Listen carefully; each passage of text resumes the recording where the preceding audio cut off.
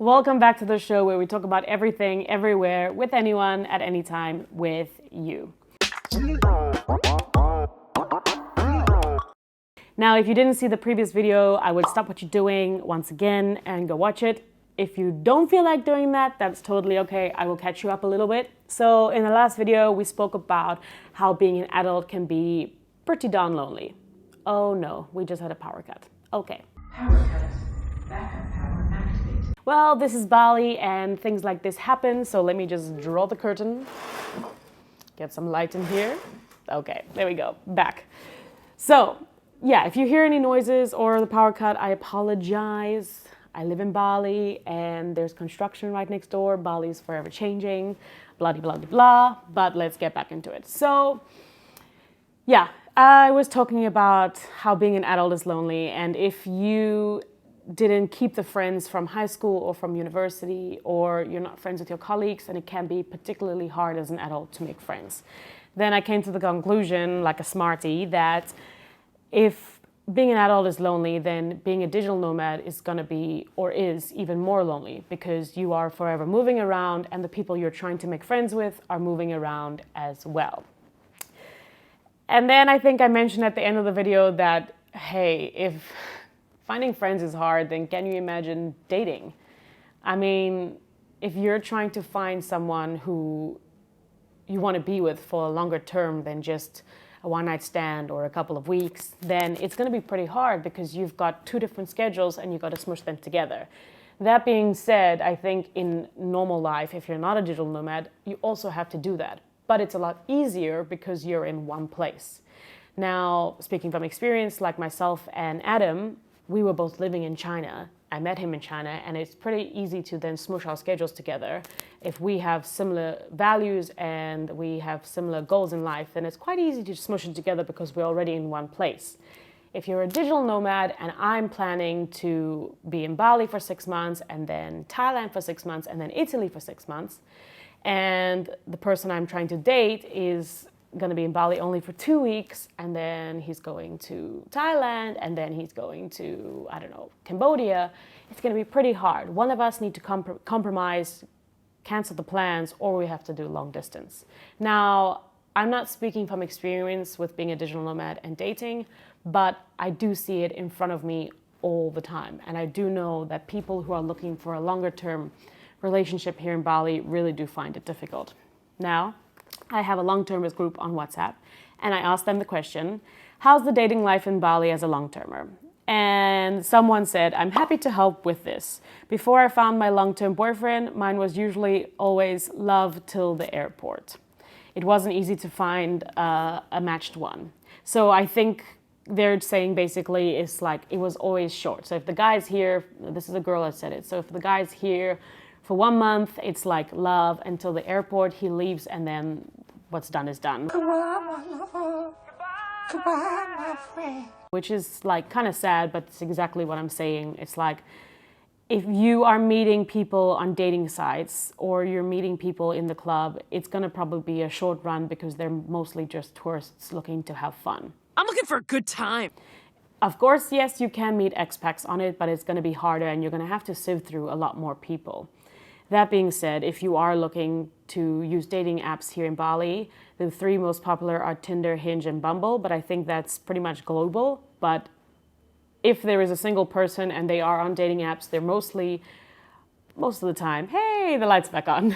And then there was light. Most of the time, they're on all 3 of those. Tinder is open for everyone. Bumble is open for everyone. I know guys tend to like Bumble a lot because the girls have to text back first.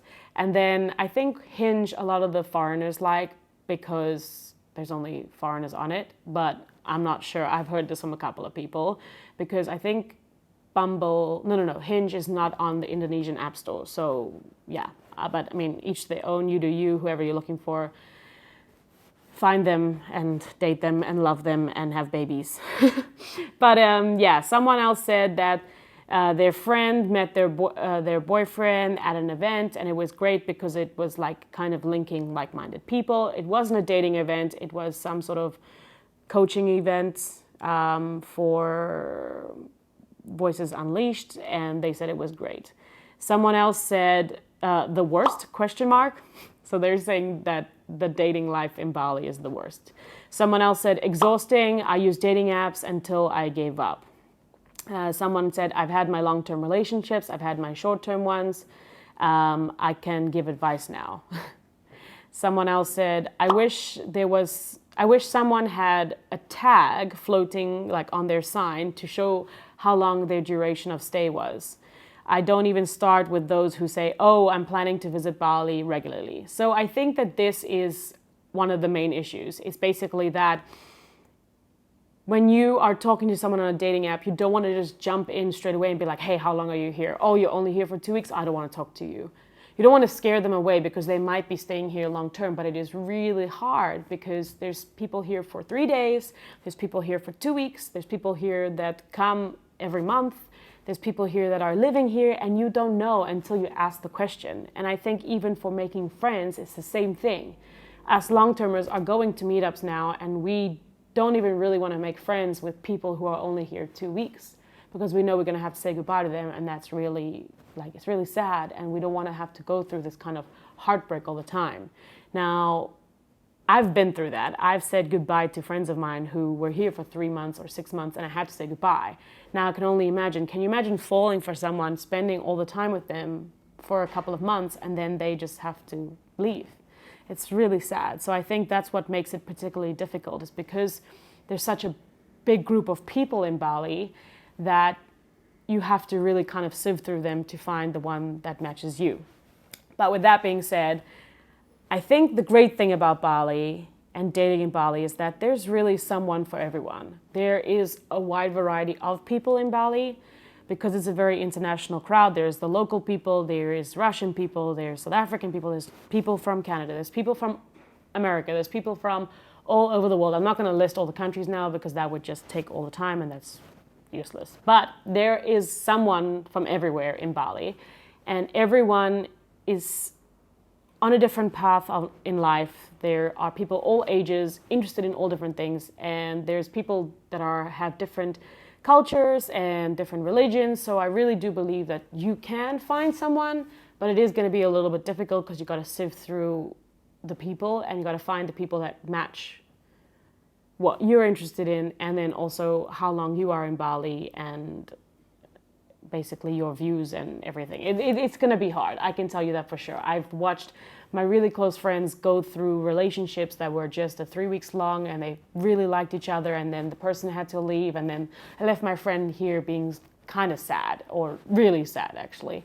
So that's just a heads up about dating in Bali. If you want to hear any other stories about dating, I can ask a little bit more around. Like I said, I don't have full experience about it, but I'm willing to ask. I'm willing to even actually interview people if they are willing to answer. So let us know down in the comment. If you like this video, give it a like, and I'll see you in the next one.